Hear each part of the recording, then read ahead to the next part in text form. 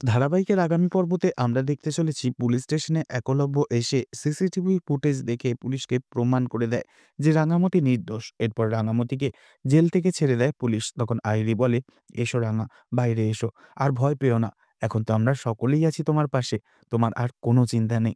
তখন রাঙা বলে, তুই আছিস, সেটাই তো এখন আমার সব থেকে বেশি চিন্তা।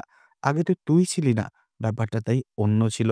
একথা শুনে আহিরি ঘাবড়ে যায় আর ভাবতে থাকে, রাঙামতি কোনোভাবে সন্দেহ করছে নাকি আমায়? এরপর দেখা যায় থানার বাইরে প্রেস মিডিয়া ঘিরে ধরে রাঙামতিকে।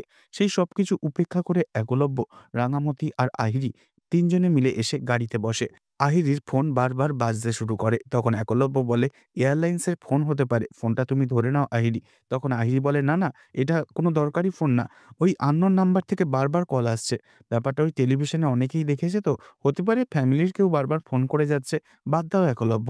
এরপর রাজেন্দ্র মেসেজ পাঠায় আহিরির ফোনে আর বলে, ফোনটা ধরুন, ভীষণ আর্জেন্ট, পুলিশ খোঁজ করতে শুরু করেছে। এরপর আহিরি ভীষণই ঘাবড়ে যায় আর মনে মনে ভয় পেয়ে গিয়ে বলতে থাকে, না না, রাজেন্দ্রর ফোন ধরলে চলবে না, ও এক্ষুনি 15 কোটি টাকা চাইবে। গাড়ির মধ্যে আহিরিকে ভীষণই দুশ্চিন্তা করে ঘামতে দেখে মনে মনে রাঙা বলতে থাকে, আমি এবার তোর কি অবস্থা করি সেটা দেখ, আমি সবটা বুঝতে পেরে গেছি রে আইরি দিদি। তো বন্ধুরা, এবার যদি আসল অপরাধীকে পুলিশ খুঁজে বার করে, অর্থাৎ আহিরিকে একলব্যের সামনে দিয়েই টানতে টানতে পুলিশ থানায় নিয়ে আসে, সেটা আপনাদের দেখতে কেমন লাগবে? অবশ্যই কমেন্টে জানাবেন আর নেক্সট আপডেটের জন্য সাবস্ক্রাইব করে রাখবেন। ধন্যবাদ।